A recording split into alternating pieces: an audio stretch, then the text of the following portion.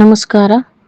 ಇದು Sahara voice 5/6/2026 slum ಜನಾಂದೋಲನ ಕಾರ್ಯಕ್ರಮ ಸಾವಿತ್ರಿಬಾಯಿ ಫುಲೆ ಮಹಿಳಾ ಸಂಘಟನೆ ವತಿಯಿಂದ ಪ್ರತಿಭಾ ಪುರಸ್ಕಾರ ಕಾರ್ಯಕ್ರಮ. ಇಂದು ಸ್ಲಂ ಜನಾಂದೋಲನ ಕಾರ್ಯಕ್ರಮ ಸಾವಿತ್ರಿಬಾಯಿ ಫುಲೆ ಮಹಿಳಾ ಸಂಘಟನೆ ವತಿಯಿಂದ ಯಶವಂತಪುರದಲ್ಲಿ SSLC ಮತ್ತು ದ್ವಿತೀಯ PUCಯಲ್ಲಿ ಉತ್ತಮ ಅಂಕಗಳನ್ನು ಪಡೆದ ಮಕ್ಕಳನ್ನು ಸನ್ಮಾನಿಸಲಾಯಿತು. ಈ ಕಾರ್ಯಕ್ರಮದಲ್ಲಿ ಅಧ್ಯಕ್ಷತೆಯನ್ನ ಸ್ಲಂ ಜನಾಂದೋಲನ ಕರ್ನಾಟಕ ರಾಜ್ಯ ಸಂಚಾಲಕರಾದ ಎ. ನರಸಿಂಹಮೂರ್ತಿರವರು ಭಾಗವಹಿಸಿದ್ದರು.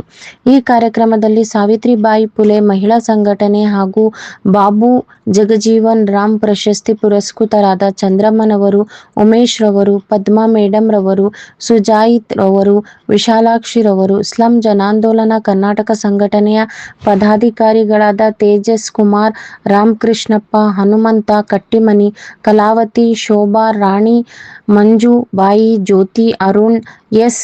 ರಾಜಶೇಖರ್, ನಿರುಪಾದಿ, ಕಾರ್ತಿಕ್, ಕೃಷ್ಣಮೂರ್ತಿ, ಸುಪ್ರೀತ್ ಹಾಗೂ ಮಕ್ಕಳು ಮತ್ತು ಪೋಷಕರು ಭಾಗವಹಿಸಿ ಕಾರ್ಯಕ್ರಮವನ್ನು ಯಶಸ್ವಿಗೊಳಿಸಿದರು. ಉಮೇಶ್ ಪಡಿ ಸರ್ ಅವರೇ, ಪದ್ಮಾ ಮೇಡಮ್ ಅವರೇ, ಇತ್ತೀಚೆಗೆ ಕರ್ನಾಟಕ ಸರ್ಕಾರ ತಮ್ಮ ಜೀವಮಾನದ ಸಾಧನೆಗಾಗಿ ಬಾಬು ಜಗಜೀವನ್ ರಾಮ್ ಪ್ರಶಸ್ತಿಯಿಂದ ಪ್ರದಾನ ಮಾಡಿರ್ತಕ್ಕಂಥ ನಮ್ಮ ಸಂಘಟನೆಯ ಹಿರಿಯರಾಗಿರ್ತಕ್ಕಂಥ ಚಂದ್ರಮ್ಮನವರೇ, ಹಾಗೆಯೇ ನಮ್ಮ ಯುವ ಮುಖಂಡರಾಗಿರ್ತಕ್ಕಂಥ ಸುಜಾಯಿತ್ ಅವರೇ, ಈ ಕಾರ್ಯಕ್ರಮವನ್ನು ಸಂಘಟನೆ ಮಾಡಿರ್ತಕ್ಕಂಥ ನಮ್ಮೆಲ್ಲ ಸ್ಲಂ ಜನಾಂದೋಲನ ಕರ್ನಾಟಕ ಸಾವಿತ್ರಿಬಾಯಿ ಫುಲೆ ಮಹಿಳಾ ಸಂಘಟನೆ ಜನಸೇವೆಯ ಕಾರ್ಯಕರ್ತರು ಹಾಗೂ ಇಲ್ಲಿ ಬಹಳ ಪ್ರಮುಖವಾಗಿ ಒಂದು ಕೇಂದ್ರ ಬಿಂದು ಇರ್ತಕ್ಕಂಥದ್ದು 2025-26ನೇ ಸಾಲಿನಲ್ಲಿ SSLC ಮತ್ತೆ PUC ಅತ್ಯುತ್ತಮ ಸಾಧನೆ ಮಾಡಿರ್ತಕ್ಕಂಥ ವಿದ್ಯಾರ್ಥಿಗಳನ್ನ ಪುರಸ್ಕರಿಸಿ ಅವರಿಗೆ ಅಭಿನಂದಿಸ್ತಕ್ಕಂಥ ಒಂದು ಕಾರ್ಯಕ್ರಮಕ್ಕೆ ಭಾಜನರಾಗಿರ್ತಕ್ಕಂಥ ಎಲ್ಲ ಯುವಜನ ವಿದ್ಯಾರ್ಥಿ ಮಿತ್ರರನ್ನ ಈ ಸಂದರ್ಭದಲ್ಲಿ ನಾನು ಆತ್ಮೀಯವಾಗಿ ಈ ಕಾರ್ಯಕ್ರಮಕ್ಕೆ ಸ್ವಾಗತಿಸ್ತಾ ಇದ್ದೇನೆ. ಹಾಗೆ ಅವರಿಗೆ ಅಭಿನಂದನೆಯನ್ನು ಸಹ ಸಲ್ಲಿಸ್ತಾ ಇದ್ದೇನೆ. ಮತ್ತೆ ಇದು ಕಾರಣಕರ್ತರಾಗಿರ್ತಕ್ಕಂಥ ಅವರ ಪೋಷಕರು ಸಹ ಇಲ್ಲಿದ್ದಾರೆ. ಸಾಕಷ್ಟು ಬೆಂಗಳೂರಿನಲ್ಲಿ ಬದುಕಬೇಕಂದ್ರೆ ಬಹಳ ದೊಡ್ಡ ಸವಾಲಿನ ಕೆಲಸ. ಈ ಸವಾಲಿನ ಕೆಲಸದಲ್ಲಿ ತಮ್ಮ ದಿನನಿತ್ಯದ ಕೆಲಸಗಳನ್ನ ಮಾಡಿ ಹೊಟ್ಟೆ ಹೊಲಿತ ಕೆಲಸ ಮಾಡ್ತಾ ಈ ಎಜುಕೇಶನ್ ನಲ್ಲಿ ಬಹಳ ಸ್ಪರ್ಧೆ ಇರ್ತಕ್ಕಂಥ ಶಿಕ್ಷಣ ಕ್ಷೇತ್ರದಲ್ಲಿ ತಮ್ಮ ಮಕ್ಕಳನ್ನ ಈ ಒಂದು ಉತ್ತಮ ಅಂಕ ಗಳಿಸಲಿಕ್ಕೆ ತಮ್ಮೆಲ್ಲ ಶ್ರಮವನ್ನ ಆಗಿರ್ತಕ್ಕಂಥ ಪೋಷಕರು ಸಹ ಇದ್ದೀರ. ಅವರು ಸಹ ನನ್ನ ಅತ್ಯಂತ ಹೃತ್ಪೂರ್ವಕವಾಗಿರ್ತಕ್ಕಂಥ ಅಭಿನಂದನೆಗಳನ್ನ ನಾನು ಸಲ್ಲಿಸ್ತಾ ಇದ್ದೀನಿ. ಯಾಕಂದ್ರೆ ಸ್ಲಾಮ್ಗಳಲ್ಲದೆ ನನ್ನ ಅನುಭವದ ಪ್ರಕಾರ ಎಲ್ಲಾ ಮಕ್ಕಳು ಉತ್ತಮ. ನನ್ನ ಪ್ರಕಾರ ಎಲ್ಲಾ ಮಕ್ಕಳು 24 ಕ್ಯಾರೆಟ್ ಚಿನ್ನ. ಅದು ಹುಟ್ಟಿ ಬರುವಾಗ ಎಲ್ಲಾ ಮಕ್ಕಳು ಚಿನ್ನನೆ. ಅದಕ್ಕೆ ಸಿಗುವಂತ ಪರಿಸರದ ಮೇಲೆ ಮಕ್ಕಳುಗಳ ಕಬ್ಬಿಣ ಆಗ್ಬೋದು ಅಥವಾ ಸತ್ವ ಆಗ್ಬೋದು, ಇನ್ನೊಂದಾಗ್ಬೋದು. ಮಕ್ಕಳಿಗೆ ಸರಿಯಾದ ಪರಿಸರ ಸಿಗ್ಬೇಕು, ಸರಿಯಾದ ಅವಕಾಶಗಳು ಸಿಗ್ಬೇಕು. ಅದು ನಮ್ಮ ಮನೆಯಿಂದ ಕೆಲಸ ಕೊಡಕ್ಕಾಗಲ್ಲ, ಅಥವಾ ನಮ್ಮ ಪರಿಸರದಲ್ಲಿ ಅದು ಸಿಗುದಿಲ್ಲ. ಅದಕ್ಕೆ ಮಕ್ಕಳು ಬೇರೆ ಬೇರೆಯಾಗಿ ದಿಕ್ಕಾಗಿ ಹೋಗ್ತಾರೆ. ಸೊ ಎಲ್ಲ ಮಕ್ಕಳು 24 ಕ್ಯಾರೆಟ್ ಗೋಲ್ಡ್. ಓಕೆ, ಇನ್ನೊಂದು ಮುಖ್ಯ ಅಂಶ, ಯಾವ ಸಂದರ್ಭದಲ್ಲೂ ಮಕ್ಕಳು ಬದಲಾವಣೆ ಆಗೋದಕ್ಕೆ ಸಾಧ್ಯ. ಅದು ನಾನು ನನ್ನ ಅನುಭವದಲ್ಲಿ ನೋಡಿದ್ದೆ. ಈಗ ಎಷ್ಟೋ ಜನ SSLC ಫೇಲ್ ಆದವರು ಬಹಳಷ್ಟು ದೊಡ್ಡ ಜನ ಆಗಿ ಸಮಾಜದಲ್ಲಿ ಬೆಳೆದಿದ್ದಾರೆ. ಓಕೆ, ಮತ್ತೆ ಪಾಸ್ ಮಾಡಿ ಸಾವಿರಾರು ಜನಕ್ಕೆ ಉದ್ಯೋಗ ಕೊಡುವಂತಹ ಒಂದು ಅವಕಾಶಗಳನ್ನು ಅವರು ಮಾಡಿಕೊಂಡಿದ್ದಾರೆ.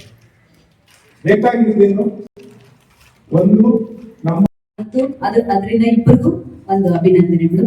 ಮತ್ತೆ ಏನಂದ್ರೆ ಸರ್ ಹೇಳ್ತಾ ಇದ್ರು ಕನಸು ಕಾಣ್ಬೇಕಂತ. ನಿಜ, ನೀವು ಕನಸು ಕಾಣ್ಬೇಕು. ಕನಸು ಕಾಣ್ತಾ ನೀವು ಮುಂದೆ ಹೋಗಕ್ಕೆ ಸಾಧ್ಯ. ಅದು ಯಾವತ್ತೂ ನಿಲ್ಲಿಸಬಾರ್ದು. ನಾನು ಏನಾಗ್ಬೇಕು, ನಾನು ಏನ್ ಮಾಡ್ಬೇಕು ಅನ್ನೋದು ನೀವು ಕನಸು ಕಂಡಾಗ ಅದನ್ನು ನೀವು ಅದಕ್ಕೆ ಮಾಡಕ್ಕೆ ಪ್ರಯತ್ನ ಮಾಡ್ತೀರಾ. ಇಲ್ಲ ಅಂದ್ರೆ ಕಷ್ಟ ಆಗುತ್ತೆ. ಆಗಲ್ಲ ಅಂತ ಯಾವತ್ತೂ ಅನ್ಕೊಳ್ಳೋ ಮನೋಭಾವನೆ ಇಟ್ಕೊಳ್ಳೋದು ಒಳ್ಳೇದಲ್ಲ. ಇನ್ನೊಂದಂದ್ರೆ ನೀವೆಲ್ಲರೂ ಚೆನ್ನಾಗಿ ಪಾಸ್ ಆಗಿದ್ದೀರಾ, ಸರಿಯಾಗಿ ಎಲ್ಲರಿಗೂ ಆಗುತ್ತೆ ಅಂತ ಒಂದು ನಾವು ಇನ್ನೊಬ್ಬರಿಗೆ ನಾವು ಕಾಂಪಿಟ್ ಇಟ್ಕೊಳ್ತೀರಾ.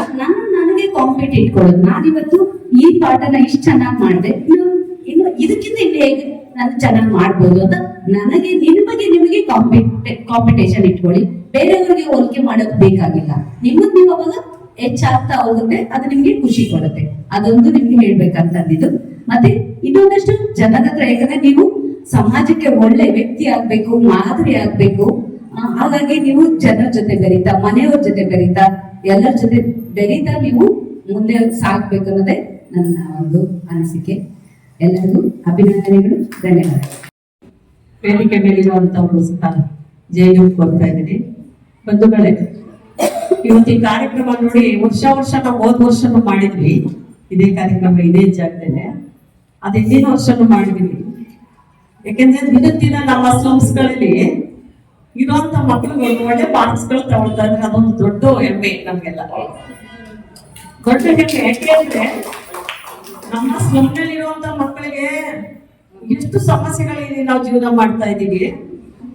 ನಮ್ಗೆ ಒಂದು ಓದ್ಲಿಕ್ಕೆ ಅಂತಾನೆ ಒಂದು ಸಪ್ರೇಟ್ ಆಗಿ ಒಂದು ರೂಮ್ಗಳಿರಲ್ಲ, ಎಲ್ಲಂದ್ರಲ್ಲಿ ಓದ್ತೀವಿ ಕೂತ್ಕೊಂಡು. ಆತರ ಓದೋ ಮಕ್ಕಳು ಇವತ್ತು ಇಷ್ಟೊಂದು ಒಳ್ಳೆ ಮಟ್ಟದಲ್ಲಿ ನಂಬರ್ ತಗೊಂಡಿದ್ದೀರಾ ಅಂದ್ರೆ ತುಂಬಾ ಅಪ್ರಿಶಿಯೇಟ್ ಮಾಡ್ತೀವಿ. ಅದಕ್ಕೆ ಸಪೋರ್ಟ್ ಆಗಿರೋಂಥ ತಾಯಿ ತಂದೆಗೂ ಬಹಳ ಸಪೋರ್ಟ್ ಖುಷಿ ಆಗ್ತಾ ಇದೆ, ಅವ್ರಿಗೂ ಸಹ ಧನ್ಯವಾದಗಳು ಹೇಳ್ತೀವಿ. ದಿನಕ್ಕೆ ದಿನ ನಮ್ದು ಅಂತೇಳಿ ಈಗ ನಾವು ಓದೋದು ಒಂದೇ ಅಲ್ಲ, ಓದ್ಬೇಕಾದ್ರೆ ನಮ್ದೇ ಒಂದು ಗುರಿ ಇರ್ಬೇಕು. ನಾನು ಓದಿ ಏನೋ ಒಂದು ಸಾಧನೆ ಮಾಡ್ತೀನಿ ಅಂತೇಳಿ ನಿಮ್ಮಲ್ಲಿ ಎಲ್ಲರಿಗೂ ಸಹ ಒಂದೊಂದು ಛಲ ಅನ್ನೋದು ಇರ್ಬೇಕು. ಛಲ, ಹಠ, ಗುರಿ, ಇದು ಮೂರು ಇದ್ರೆ ಮಾತ್ರ ನಾವೇನಾದ್ರೂ ಮುಂದಕ್ಕೆ ಇನ್ನೂ ಒಳ್ಳೆ ನಂಬರ್ ತಗೊಳ್ಳುವಂಥದ್ದು. ಈಗ ಬೇರೆ ಬೇರೆ ಮಕ್ಕಳುಗಳು ದುಡ್ಡು ಕೊಟ್ಟು ಓದಿಸ್ತಾ ಇದ್ದಾರೆ.